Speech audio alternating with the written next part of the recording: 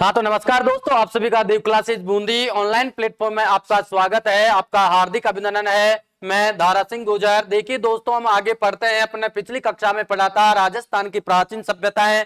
उनमें हमने देखा था कि राजस्थान की जो आपकी ताम्रयुगीन जो सभ्यताएं थे, उनमें दोस्तों हमने पढ़ लिया था आपकी कालीबंगा सभ्यता, आहड़ सभ्यता और गिलुंड सभ्यता के बारे में हमने पिछली कक्षा के अंदर अध्ययन कर लिया था। उसके बाद में देखिए दोस्तों, हम पढ़ रहे थे अगली जो आपकी सभ्यता आती है गणेश्वर सभ्यता, उसके बारे में हमें पढ़ रहे थे। उसके बारे में हमने देख लिया था दोस्तों कि गणेश्वर सभ्यता की खोज किसने की और उसका उत्खनन किसने किया, ये हमने देख लिया था। मैंने आपको बताया था कि आपकी जो गणेश्वर सभ्यता है उसकी खोजकर्ता जो आपके है वो है दोस्तों आपके रत्नचंद्र अग्रवाल। और रत्नचंद्र अग्रवाल ने दोस्तों 1977 के अंदर आपकी गणेश्वर सभ्यता की खोजें की थी। उसके बाद में हमने देखा था दोस्तों कि गणेश्वर जो सभ्यता है आपकी वो किस स्थान पर स्थित है। हमने देखा था कि सीकर जिले के अंदर आपके नीम का थाना तहसील के अंदर कांतली नदी के किनारे इस सभ्यता का विकास हुआ या इस सभ्यता का उत्थान हुआ या इसका उत्खनन हुआ, यहां तक हमने देख लिया था। उसके बाद भी मैंने आपको बताया था गणेश्वर सभ्यता में दोस्तों कि गणेश्वर सभ्यता के उपनाम के बारे में हमने देख लिया था कि आपको गणेश्वर सभ्यता को किन किन नामों से जाना जाता है। उनमें हमने देखा कि आपकी जो गणेश्वर सभ्यता है वो भारत की प्राचीन ताम्रयुगीन सभ्यताओं की जननी माना जाता है। किस सभ्यता को माना जाता है? गणेश्वर सभ्यता को प्राचीन भारत की ताम्रयुगीन सभ्यताओं की जननी माना जाता है। उसके बाद में अगला नाम आता है कि इसे पुरातत्व का पुष्कर भी कहा जाता है। पुरातत्व का पुष्कर किस सभ्यता का नाम है? तो दोस्तों आपका आएगा गणेश्वर सभ्यता। उसके बाद मैंने आपको बताया था अगला जो नाम आता है गणेश्वर सभ्यता का कि दोस्तों इसे ताम्र संचयित संस्कृति के नाम से भी जाना जाता है। हाँ तो दोस्तों यहाँ तक जो हमने पिछली कक्षा के अंदर अध्ययन कर लिया था, हमने पढ़ लिया था। मैंने आपको उस चीज को दोबारा से और उसको रिपीट किया। अब आगे चलते हैं दोस्तों, हमें गणेश्वर सभ्यता पढ़ रहे थे और गणेश्वर सभ्यता के अंदर दोस्तों हम अब पढ़ेंगे, आज की कक्षा के अंदर पढ़ेंगे गणेश्वर सभ्यता की विशेषताएं। तो आइए दोस्तों हमारे साथ आप भी गणेश्वर सभ्यता की तरफ चलो। आइए दोस्तों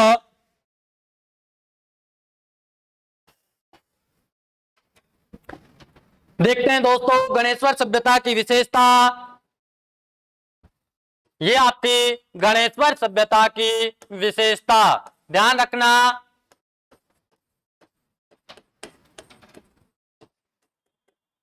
इसका प्रथम कि हमें गणेश्वर सभ्यता में दोस्तों उत्खनन के दौरान हमें कौन कौन सी चीजें अवशेष के रूप में प्राप्त हुई या उत्खनन में प्राप्त हुई, उनके बारे में हमें देखते हैं दोस्तों। तो गणेश्वर सभ्यता की विशेषताओं के बारे में हम जानते हैं। देखिए आगे चलते हैं। आपकी जो प्रथम विशेषता आती है उसके अंदर है कि इस सभ्यता में दोस्तों ध्यान रखना, इस सभ्यता में नमस्कार सभी को, नमस्कार कविता कुमारी 100% खेमराज नमस्कार। शुद्ध इस रतन सिंह की सुंदरता तांबे की, ध्यान रखना दोस्तों, तांबे की वस्तुओं का निर्माण किया जाता था। कई बार आपके क्वेश्चन आया है कि कौन सी राजस्थान की कौन सी सभ्यता के अंदर तांबे की वस्तुओं का निर्माण किया जाता है, तो उसमें आपके आंसर आएगा गणेश्वर सभ्यता। कि गणेश्वर सभ्यता में शुद्ध 100% तांबे की धातु से दोस्तों आपकी वस्तुओं का निर्माण किया जाता था। उसके बाद में देखते हैं दोस्तों कि हमें आपकी इस गणेश्वर सभ्यता से दोस्तों मछली पकड़ने का कांटा प्राप्त हुआ है। क्या मिली है? मछली पकड़ने का कांटा, वह केस पिन हमें प्राप्त हुई है। ध्यान रखना कहां से ये हमें उपकरण अवशेष के रूप में प्राप्त हुए हैं। तो दोस्तों आपकी जो गणेश्वर सभ्यता है वहां से हमें मछली पकड़ने का कांटा मिला है और साथ में केस पिन भी हमें इस सभ्यता से दोस्तों प्राप्त हुई है। आगे देखिए आपकी जो अगली विशेषता आती है वो है दोस्तों कि हमें गणेश्वर सभ्यता से दोस्तों लगभग 400 बाणाग्रह मिले हैं। क्या मिले हैं? बाणाग्रह कितने मिले हैं? 400 के लगभग दोस्तों हमें लगभग आपकी गणेश्वर सभ्यता से बाणाग्रह प्राप्त हुए हैं, उत्खनन के दौरान हमें मिले हैं। अगली विशेषता आती है आपकी इस सभ्यता की, वो है दोस्तों आपकी अगली विशेषता कि इस सभ्यता में दोस्तों हमें तांबे की एक कुल्हाड़ी भी प्राप्त हुई है। किसकी है? तांबे की। क्या है? कुल्हाड़ी। ध्यान रखना दोस्तों कि हमें इस सभ्यता से दोस्तों तांबे की कुल्हाड़ी भी हमें उत्खनन के दौरान प्राप्त हुई है, या हमें जब इसकी खुदाई की थी इस सभ्यता की तब दोस्तों हमें तांबे की कुल्हाड़ी हमें प्राप्त हुई है। आगे देखिए दोस्तों जो हमें यहाँ से प्राप्त हुआ है वो है आपका कि हमें यहाँ से दोस्तों इस सभ्यता से, ध्यान रखना बहुत महत्वपूर्ण है, आपके कई बार एग्जाम में इस सभ्यता से दोस्तों एग्जाम में भी आपके प्रश्न पूछे गए हैं। वो है आपका कि हमें यहाँ से तीर, भाला, तलवार, ध्यान रखना दोस्तों कि हमें इस सभ्यता से दोस्तों आपके तीर, भाला, तलवार और बर्तन हमें यहाँ से उत्खनन के दौरान प्राप्त हुए हैं या हमें मिले हैं। अवशेष के रूप में इस सभ्यता से दोस्तों हमें तीर, भाला, तलवार और बर्तन हमें इस स्थान से प्राप्त हुए हैं, या हम कह सकते हैं कि इस सभ्यता से दोस्तों हमें ये चीजें प्राप्त हुई है। देखिए दोस्तों एक बार मैं और आपको इस सभ्यताओं के बारे में रिपीट करवा देता हूं कि दोस्तों हम पढ़ रहे हैं गणेश्वर सभ्यता की विशेषताएं। दोस्तों आप भी हमारे साथ गणेश्वर सभ्यता की शेयर कीजिएगा, तभी जाकर के आपको ये चीज समझ में आएगी कि गणेश्वर सभ्यता क्या है। देखिए दोस्तों हमने देखा कि हमें इस सभ्यता से दोस्तों 100% शुद्ध तांबे की धातु से वस्तुओं का निर्माण किया जाता था, इसीलिए इस सभ्यता को प्राचीन भारत की ताम्रयुगीन सभ्यताओं की जननी कहा जाता है। कारण पता चल गया। आगे देखिए दोस्तों, आगे देखते हैं कि हमें इस सभ्यता से दोस्तों मछली पकड़ने का एक कांटा प्राप्त हुआ है, और उसके साथ में हमें यहाँ से दोस्तों आपकी केस पिन भी हमें उत्खनन के दौरान मिले हैं। ये चीजें मिल गई। आगे देखते हैं तो देखिए दोस्तों आगे कि हमें इस सभ्यता से लगभग 400 बाणाग्रह उत्खनन के दौरान हमें प्राप्त हुए हैं। कितने बाणाग्रह? 400 बाणाग्रह में इस सभ्यता से उत्खनन में मिले हैं। आगे देखते हैं कि हमें इस सभ्यता से दोस्तों तांबे की कुल्हाड़ी भी हमें उत्खनन के दौरान प्राप्त हुई है। ध्यान रखना कई बार ये प्रश्न आपके एग्जाम में आया है। राजस्थान की कोई भी एग्जाम ले लो दोस्तों, आप आरएस ले लो या फिर आप assistant professor first second third grade या कोई भी ऑल कंपटीशन एग्जाम हो राजस्थान की, वहां दोस्तों आपके प्राचीन राजस्थान की सभ्यताओं से संबंधित 2 या 3 क्वेश्चन आपके एग्जाम में पूछे जाते हैं। आगे देखिए अगली विशेषता आती है कि इस सभ्यता से दोस्तों हमें तीर, भाला और तलवार व बर्तन हमें यहाँ से उत्खनन के दौरान दोस्तों प्राप्त हुए हैं। तो ये दोस्तों आपकी गणेश्वर सभ्यता की कुछ विशेषताएं थी। अभी भी और विशेषताएं हैं, हम आगे देखते हैं कि और कौन कौन सी विशेषताएं हैं। तो देखिए दोस्तों आगे चलते हैं। देखिए दोस्तों आगे अगली जो विशेषता आती है आपकी गणेश्वर सभ्यता की, वो देखते हैं दोस्तों कि हमें यहाँ से जो बर्तन मिले हैं, ध्यान रखना यहाँ के बर्तन दोस्तों उनका रंग कैसा था उसके बारे में भी हम एक बार देख लेते हैं। देखिए दोस्तों हमें यहाँ के बर्तनों पर काले व, ध्यान रखना काले व नीले रंग का अलंकरण था। ध्यान रखना कि ये चीज हमें कहां से मिली है, तो आपकी गणेश्वर सभ्यता से दोस्तों हमें वहां के लोगों के द्वारा अपने बर्तनों में दोस्तों काला व नीला रंग के द्वारा बर्तनों का अलंकरण किया जाता था। यहां तक बात क्लियर है। आगे देखिए दोस्तों, आगे देखते हैं कि हमें राजस्थान की जो आपकी सभ्यता है इस सभ्यता से दोस्तों हमें बांध बनाने का क्या इस सभ्यता से दोस्तों बांध बनाने के अवशेष प्राप्त हुए हैं। तो कौन सी सभ्यता है आपकी कि जहां से हमें बांध बनाने के साक्ष्य प्राप्त हुए हैं। तो दोस्तों आपकी वो सभ्यता है गणेश्वर सभ्यता। उसके बाद में देखिए दोस्तों कि हमें यहां से छल्लेदार, ध्यान रखिएगा कि यहां से छल्लेदार दोस्तों बर्तन प्राप्त हुए हैं, जो राजस्थान का एकमात्र नगर है जहां से दोस्तों हमें छल्लेदार बर्तन प्राप्त हुए हैं। और वो कहाँ है आपका गणेश्वर सभ्यता के अंदर कि हमें यहां से छल्लेदार बर्तन प्राप्त हुए हैं। एक बार और देख लीजिएगा दोस्तों, देखिए एक बार और देख लेते हैं कि हमें यहाँ से जो बर्तन मिले हैं दोस्तों वह काले व नीले रंग के थे। इन नीले व काले रंग के द्वारा इन बर्तनों पर दोस्तों अलंकरण किया जाता था। क्या किया जाता था? अलंकरण। इस सभ्यता से दोस्तों राजस्थान की पहली सभ्यता या पहला नगर है जहां से दोस्तों हमें बांध बनाने के अवशेष प्राप्त होते हैं, और वो है आपकी कौन सी गणेश्वर सभ्यता।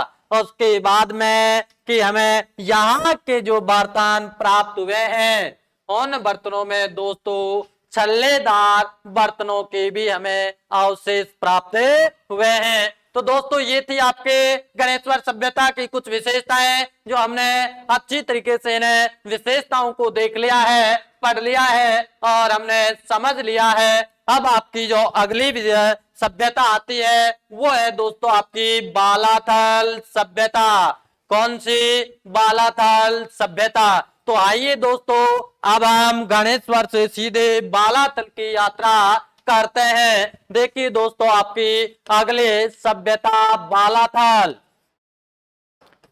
दोस्तों ये भी आपकी अभी भी ताम्रयुगीन सभ्यताएं हैं, अभी अपने लोहे युगीन सभ्यताएं नहीं आई है, क्योंकि अभी अपनी ताम्रयुगीन सभ्यताएं हमें पढ़ रहे हैं, हमारी यह सभ्यताएं चल रही है। देखिए दोस्तों बालाथल सभ्यता के बारे में हमें देखते हैं कि इसकी खोज किसने की, इसका उत्खनन किसने किया और यह राजस्थान के किस स्थान पर स्थित है। उसके बाद में हम इसकी विशेषताओं के बारे में जानेंगे। आइए दोस्तों आपका स्वागत है बालाथल सभ्यता में। देखिए दोस्तों बालाथल सभ्यता का जो आपका खोज करता है उसके बारे में हमें देख लेते हैं कि बालाथल सभ्यता का खोज करता कौन है। तो दोस्तों इसका खोज करता है वी.एन. मिश्रा। कौन है? वी.एन. मिश्रा। बालाथल सभ्यता का खोज करता आपका वी.एन. मिश्रा को माना जाता है। उसके बाद में हम इसका समय देख लेते हैं दोस्तों। देखिए कि इसका किस समय उत्खनन या इसकी खोज हुई। देखिए दोस्तों जो आपकी बालाथल सभ्यता है उसको दोस्तों वी.एन. मिश्रा ने 1993 के अंदर इसका उत्खनन और इसकी खोज की।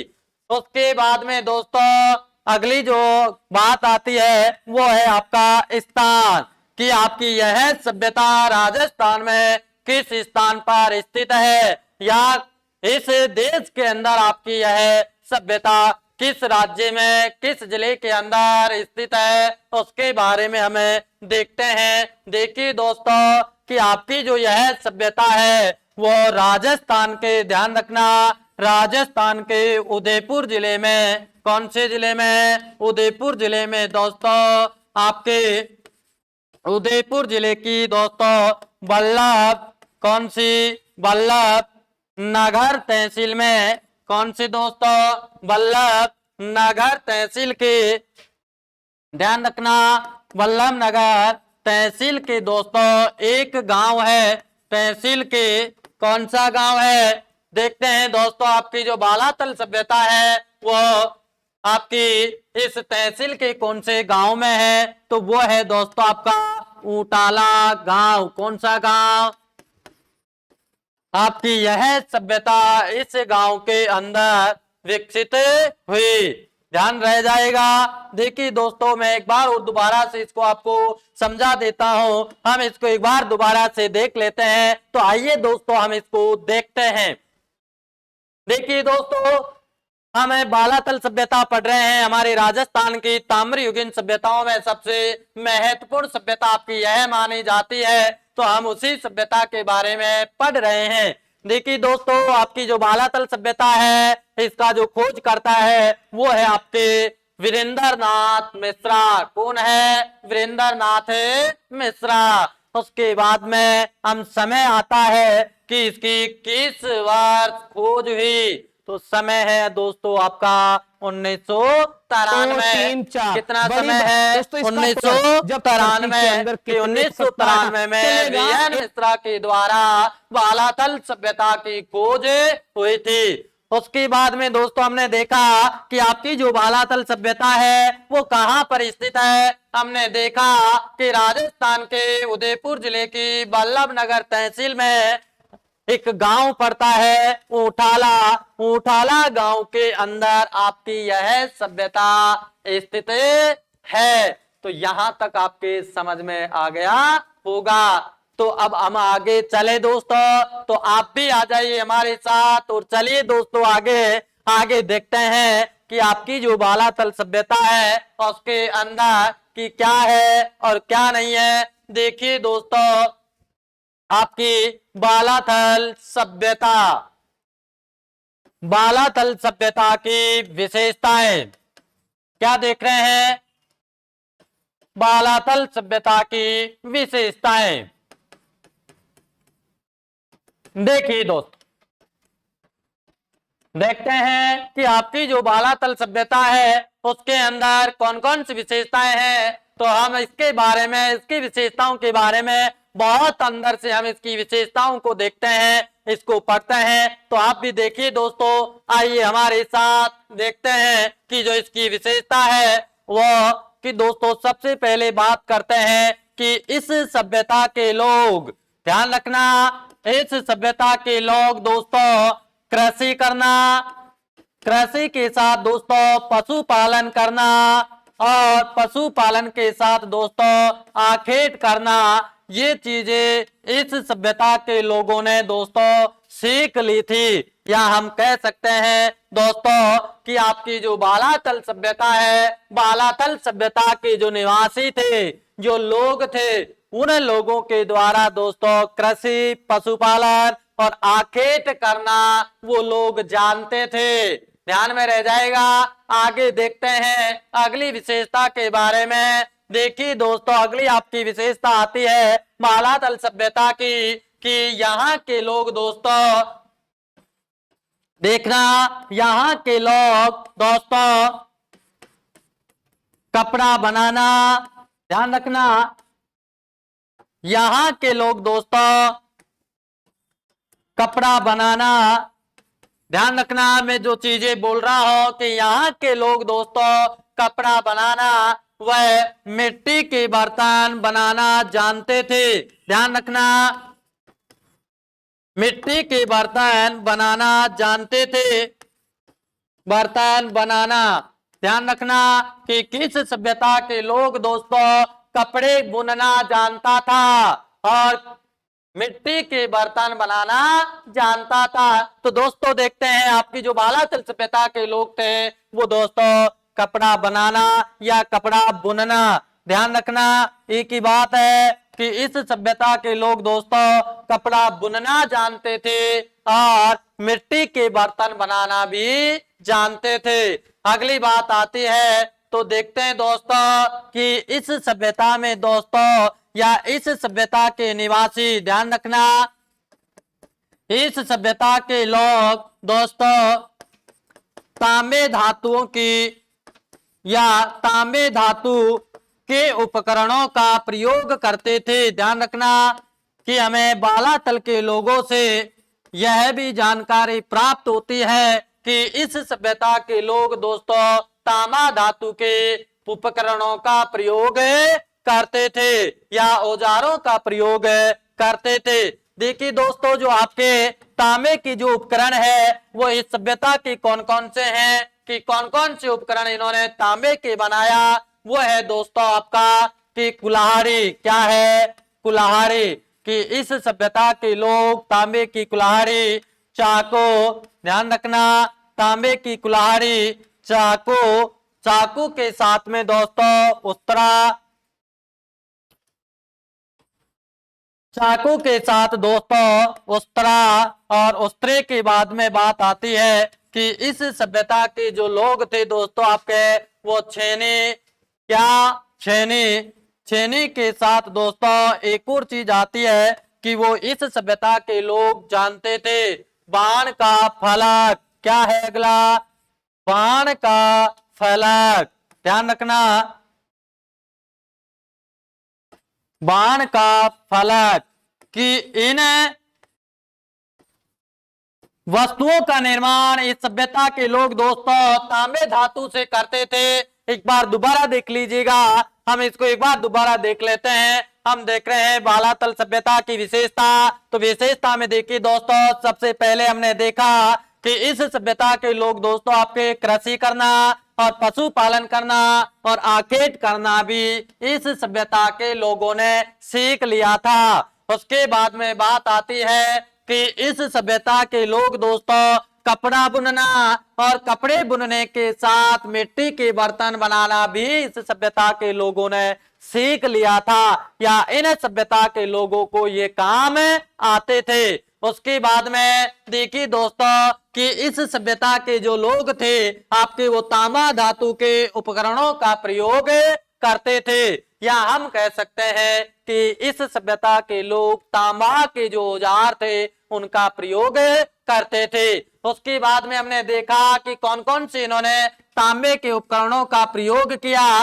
पहले है कि कुल्हाड़ी के बारे में जानते थे, दूसरा चाकू के बारे में जानते थे, तीसरा है आपका कि इस सभ्यता के लोग उस्तरा का भी निर्माण इन्होंने किया, या उस्तरे के बारे में भी ये व्यक्ति जानते थे। उसके बाद में बात आती है कि इस सभ्यता के लोग छेनी से भी परिचित थे, वो भी किसकी थी? तांबे की, या तांबा धातु की छेनी का इन सभ्यता के लोगों ने प्रयोग किया। और सबसे अंतिम में आता है आपका कि इस सभ्यता के लोग तांबे से दोस्तों बाण का फलक भी इन्होंने बनाया। यहां तक कोई समस्या नहीं है, यहां तक हमने देख लिया। आगे देखिए दोस्तों, हम और चलते हैं आपकी बालातल सभ्यता की विशेषताओं के अंदर। आइए दोस्तों देखते हैं अगली विशेषता बालातल सभ्यता की। देखिए दोस्तों,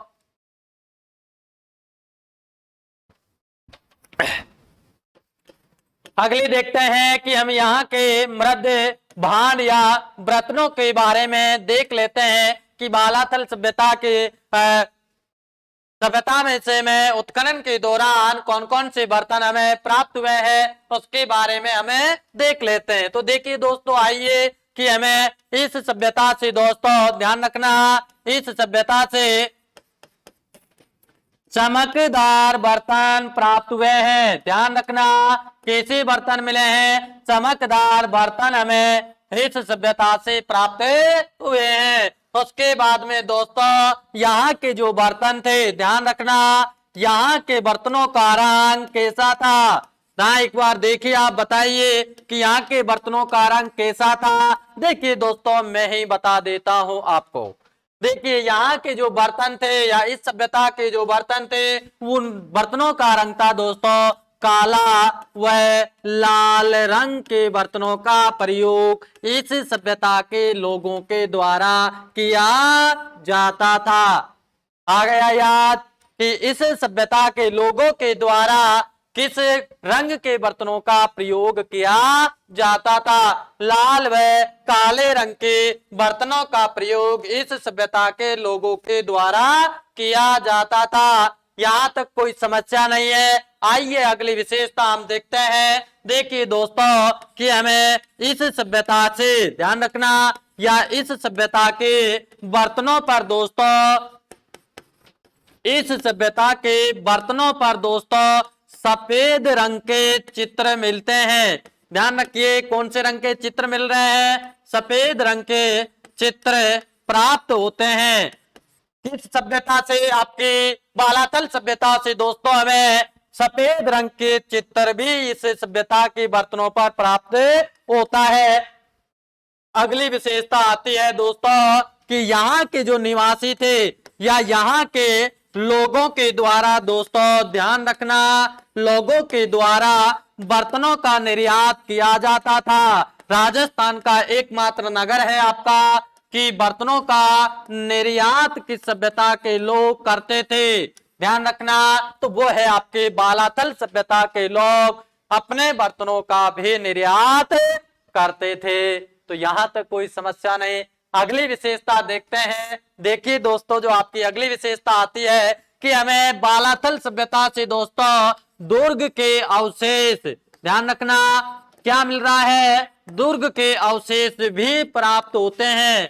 कौन सी सभ्यता से? आपकी बालातल सभ्यता से दोस्तों हमें दुर्ग के अवशेष भी उत्खनन में प्राप्त होते हैं। आगे देखिए अगली विशेषता बालातल सभ्यता की दोस्तों, जो यह दुर्ग हमें प्राप्त हुआ है, यह दुर्ग दोस्तों मिट्टी, ध्यान रखना, मिट्टी व पत्थरों से इसका निर्माण किया गया है। किससे? पत्थरों व मिट्टी से इस दुर्ग का निर्माण किया गया है। ध्यान रखना, बहुत महत्वपूर्ण है। कई बार आपके एग्जाम में पूछा गया है दोस्तों कि बालातल सभ्यता में जो दुर्ग के अवशेष हमें प्राप्त हुए हैं उसका निर्माण किन किन चीजों से मिलाकर किया गया, तो दोस्तों आपका मिट्टी और पत्थरों से इस दुर्ग का निर्माण किया गया था। तो यहां तक कोई समस्या नहीं है। आगे देखते हैं दोस्तों, आप हमारे साथ लगातार बने रहिए, लगातार जुड़े रहिए, आपको हम मजे के साथ क्लास का आनंद देते रहेंगे। दोस्तों देखते हैं, आगे चलते हैं बालातल सभ्यता की विशेषता पर। देखिए जो अगली विशेषता है वो है दोस्तों कि हमें यहां से एक, ध्यान रखना, यहां से दोस्तों एक 11, ध्यान रखना, क्या मिला है? यहां से दोस्तों हमें एक 11 कमरों का क्या मिल रहा है कि दोस्तों हमें यहां से एक 11 कमरों का बड़ा भवन प्राप्त हुआ है। ध्यान रखना, क्या मिल रहा है कि हमें यहां से 11 कमरों का बड़ा भवन प्राप्त हुआ है। कहां से मिल रहा है? आपकी बालातल सभ्यता से हमें ये वस्तु मिल रही है। ध्यान रखना है आपको, क्यों? क्योंकि ये आपकी एग्जाम के अंदर आएगा। इसलिए देखिए दोस्तों अगली विशेषता हम देखते हैं आपकी बालातल सभ्यता की, और वह है दोस्तों कि हमें इस सभ्यता से दोस्तों वह क्या कहे कि लोहा, ध्यान रखना, कि हमें इस सभ्यता से दोस्तों लोहा गलाने की, ध्यान रखना, कि लोहा गलाने की भट्टियां हमें प्राप्त हो रही है। कहां से मिल रही है? आपकी बालातल सभ्यता से क्या मिल रहा है? लोहा गलाने की भट्टियां हमें यहां से प्राप्त हो रही है। कहां से? आपकी बालातल सभ्यता से। देखिए दोस्तों एक बार हम इन विशेषताओं को और देख लेते हैं और समझ लेते हैं, क्योंकि मैं आपको समझाता रहूंगा, आप समझते रहिए। देखिए दोस्तों आगे चलते हैं, आगे हम इसको और रिपीट करते हैं। हमने देखा कि हमें बालातल सभ्यता के मृद भांडों के बारे में बात कर रहे थे। हमने देखा कि इस सभ्यता के जो बर्तन थे वो कैसे थे? चमकदार थे। अगला हमने देखा कि यहाँ की सभ्यता के जो बर्तन थे उनका रंग दोस्तों आपका काला व लाल रंग था। कैसा था? काला व लाल रंग के बर्तन यहाँ प्राप्त होते हैं। उसके बाद में हमने देखा कि यहाँ इस सभ्यता के जो बर्तन थे दोस्तों उस पर हमें सफेद रंग के चित्र प्राप्त होते हैं। कैसे रंग के? सफेद रंग के चित्र हमें प्राप्त होते हैं। अगली विशेषता देखिए दोस्तों कि हमें यहाँ के लोगों के द्वारा दोस्तों बर्तनों का निर्यात भी किया जाता था। किस सभ्यता के लोगों के द्वारा बर्तनों का निर्यात किया जाता था?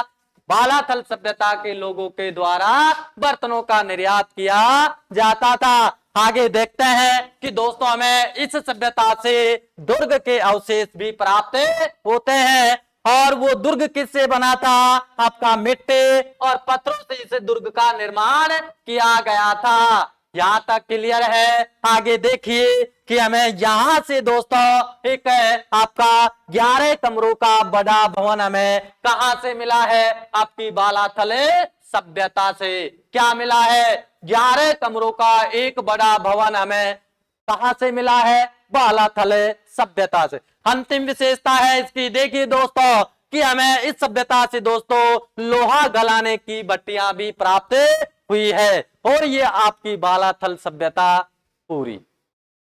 मजा आया दोस्तों? बहुत आनंद आएगा। देखिए दोस्तों आपकी बालाथल सभ्यता की विशेषताएं हमने देख ली है। अगली विशेषता पर चलते हैं दोस्तों। देखते हैं आपकी जो अगली विशेषता है वो है आपकी बागोर।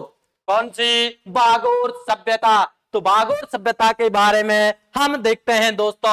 आप भी हमारे साथ चलिए। बागोर सभ्यता हम आपको डायरेक्ट दिखा देते हैं कि बागोर सभ्यता क्या है। तो आ जाइए दोस्तों आप हमारे साथ बागोर सभ्यता में। देखिए दोस्तों आपकी जो अगली सभ्यता है वो है आपकी बागोर सभ्यता। देखिए दोस्तों हम देखते हैं बागोर सभ्यता के बारे में हम चर्चा करते हैं कि ये क्या है क्या नहीं है उसके बारे में। तो देखिए दोस्तों हम देखते हैं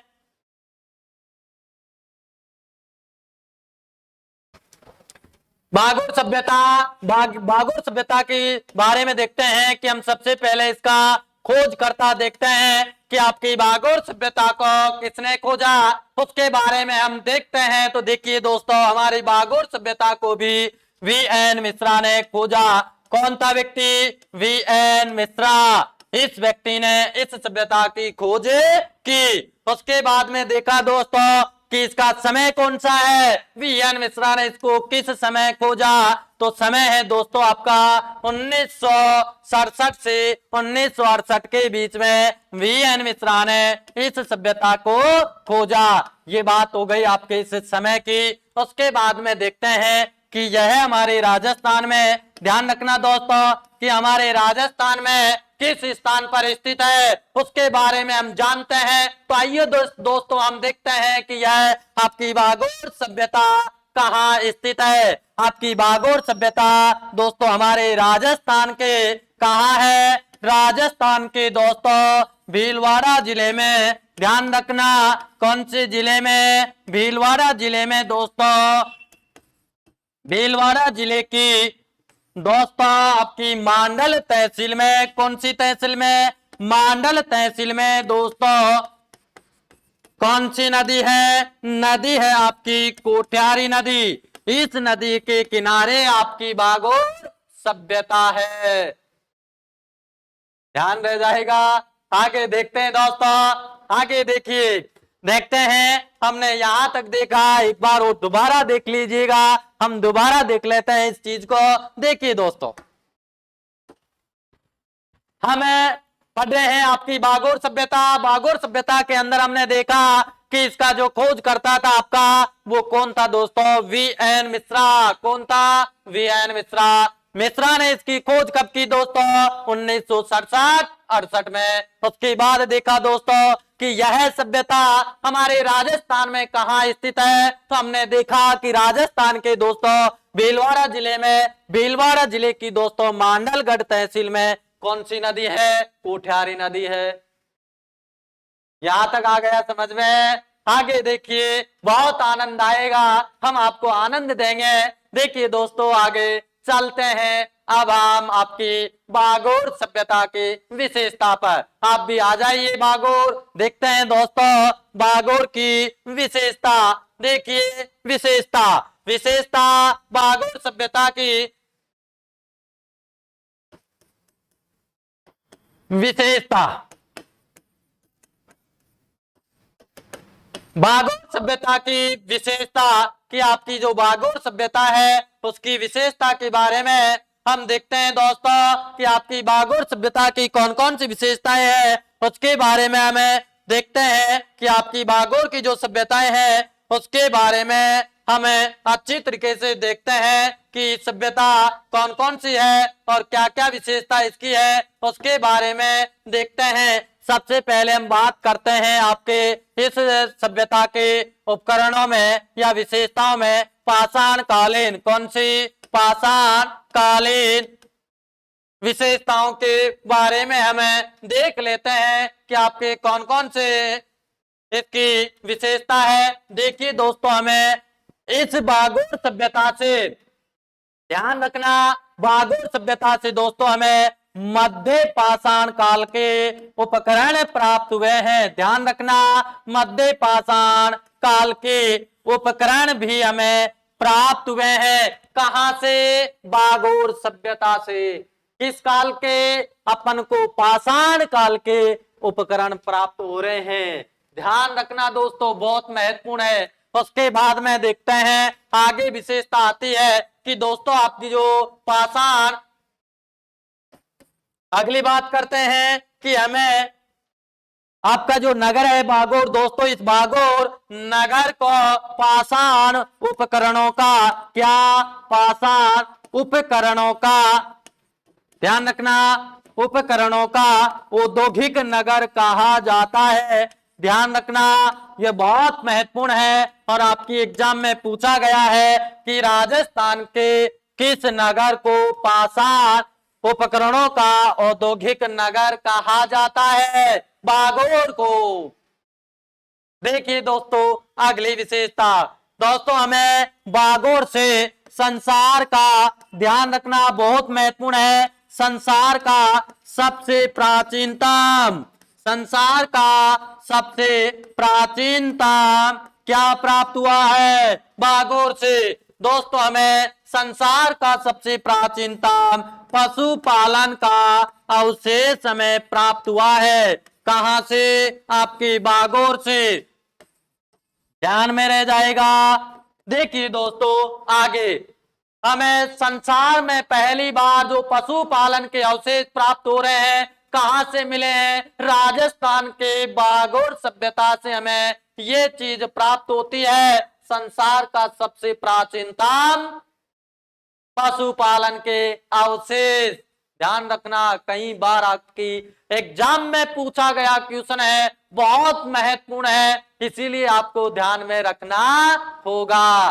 तो दोस्तों ध्यान में रह जाएगा, आपको मेरे को पूर्ण विश्वास है आपका कि आप इसको ध्यान में रखे सकते हैं। आइए दोस्तों आगे चलते हैं, हम आगे देखते हैं कि आगे और क्या है और इसके अंदर कौन सी आपकी विशेषता है, उसके बारे में हमें देखते हैं। आइए आगे देखते हैं आपकी अगली विशेषता कि दोस्तों यहाँ के लोग बर्तन बनाना भी जानते थे। बहुत अच्छी बात है कि बर्तन बनाना, हमने जो भी सभ्यता पढ़ी उन सभ्यताओं के लोग बर्तन बनाना जानते थे, लेकिन यहाँ के लोग इन बर्तनों को दोस्तों चाक पर बनाते थे। किस पर बनाते थे?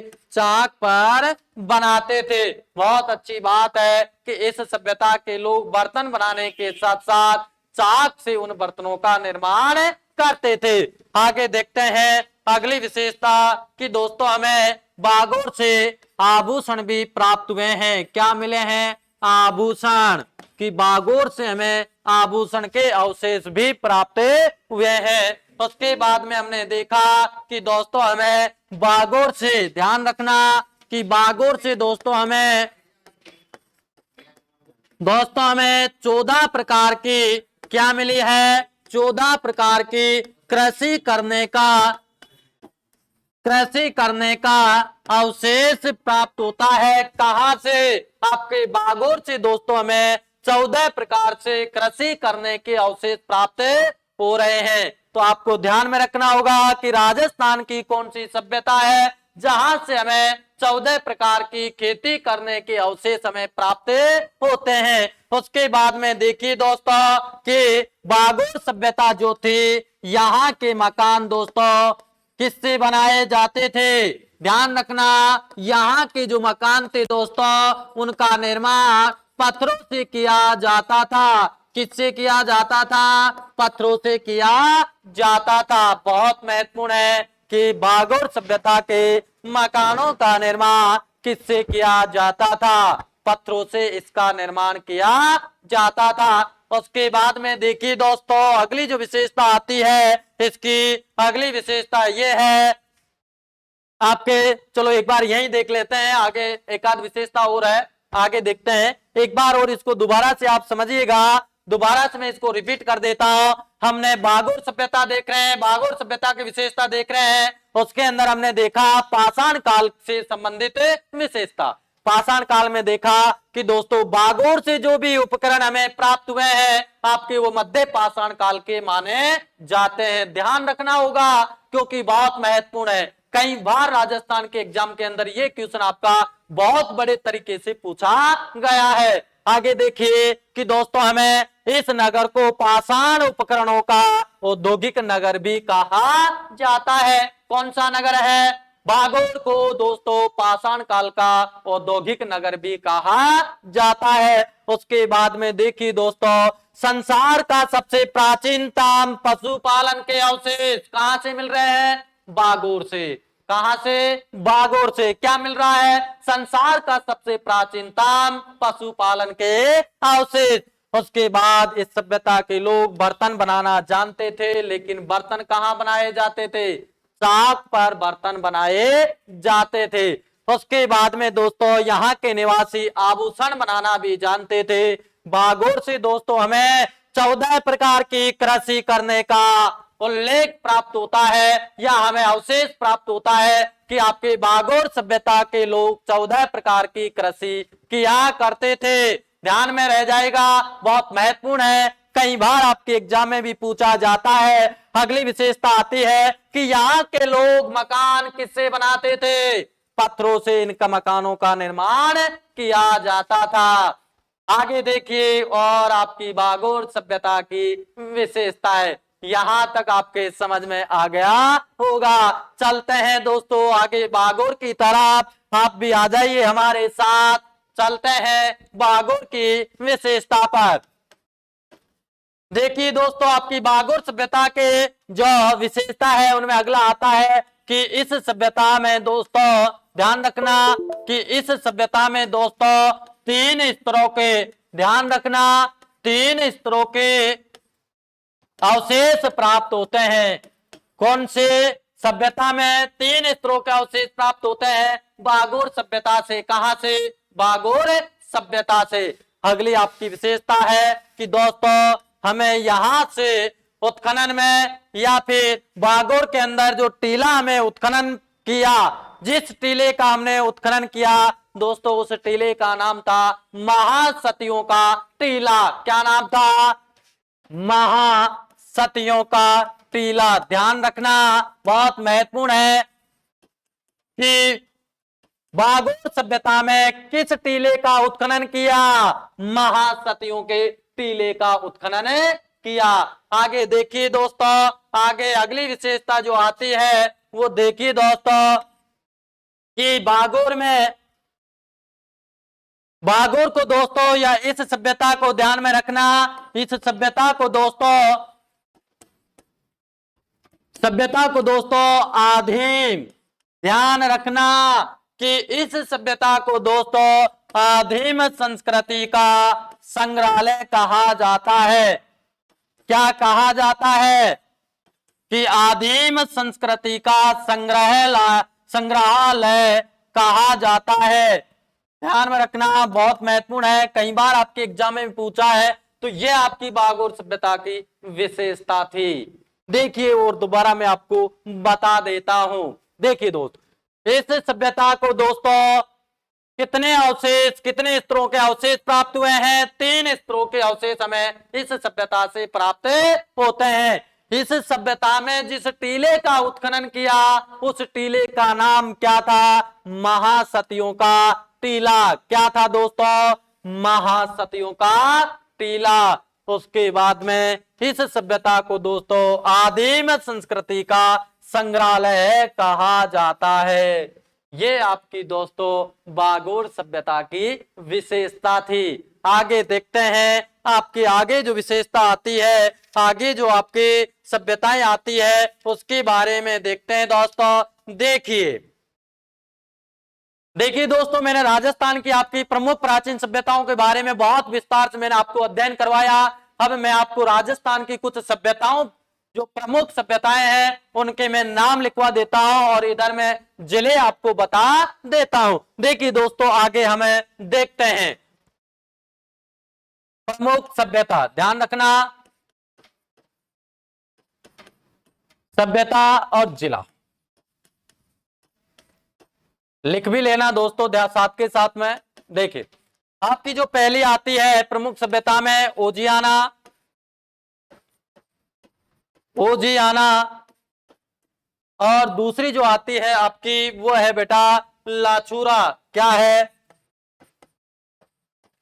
लाचूरा। चलो इनके साथ साथ में जिले भी लिखवा देता हूं आपको। भीलवाड़ा जिले में कहां स्थित है? भीलवाड़ा।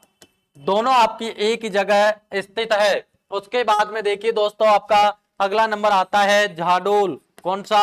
झाडोल। झाडोल स्थित है बेटा आपकी कहां स्थित है? उदयपुर में। कहां है? उदयपुर में। ध्यान रखना। अगली आपकी सभ्यता आती है कुराड़। कौन सी है? कुराड़। बेटा ये देखिए कौन से जिले में आती है? कुराड़ आपकी है नागौर। कौन से जिले में? नागौर में। अगली सभ्यता आपकी आती है बेटा नंदलालपुरा। कौन सी? नंदलालपुरा। दोस्तों अब ये सभी जो आपकी नीचे आ रही है वो जयपुर के अंदर है, इसलिए मैं एक साथ आपको नाम लिखवा देता हूं। नंदलालपुरा, बूढ़ा पुष्कर। ध्यान रखना, बूढ़ा पुष्कर के बाद चीथवाड़ी। चीथवाड़ी के साथ दोस्तों अगला है क्या? जोधपुरा। ये आपकी राजस्थान की कुछ प्राचीन सभ्यताएं प्रमुख थी। ये सभ्यताएं आपकी सभी जयपुर के अंदर स्थित है, या इनका उत्खनन या स्थान जयपुर के अंदर माना जाता है। तो दोस्तों हमने आज राजस्थान की जो आपकी ताम्रयुगीन सभ्यताएं थी उनके बारे में हमने आज विस्तार से खूब अध्ययन कर लिया। अगली जो अपने क्लास होगी या जो कक्षा होगी दोस्तों, वो आपकी लोहे युगीन सभ्यता के ऊपर पूरी क्लास होगी। देखिए दोस्तों, हमने राजस्थान की प्राचीन सभ्यताओं के अंदर हमने देखा आपकी दो सभ्यताओं को दो भागों में हमने डिवाइडेशन की। आपकी पहले ताम्र युगीन सभ्यता, उसके बाद लोहे युगीन सभ्यता। तो दोस्तों आपका जो ताम्र युगीन सभ्यताओं का जो टॉपिक था वो दोस्तों आपका पूरा हो गया है। इसलिए अपनी जो अगली कक्षा होगी वो आपकी लोहे युगीन सभ्यताओं से संबंधित होगी। मैं दोस्तों आपसे यही कहना चाहता हूं कि आप हमारी इस क्लास को पढ़ने के लिए देव क्लासेज यूट्यूब चैनल को आप सब्सक्राइब करें। वहां पर हमें हमारी ये क्लास आपको मिले जाएगी। और उसके साथ में आप यदि दूसरी जगह भी इसको देखना चाहते हैं तो आप हमारा देव क्लासेज बूंदी ऐप भी डाउनलोड कीजिए, वहां भी आप इस क्लास को देख सकते हैं। हाँ दोस्तों, आप सभी का बहुत बहुत धन्यवाद और आप सभी को नमस्कार। दोस्तों मिलते हैं कल वही इसी अंदाज में और इसी जोश के साथ। दोस्तों आप हमारे साथ लगातार बने रहिए। तो नमस्कार दोस्तों, आप सभी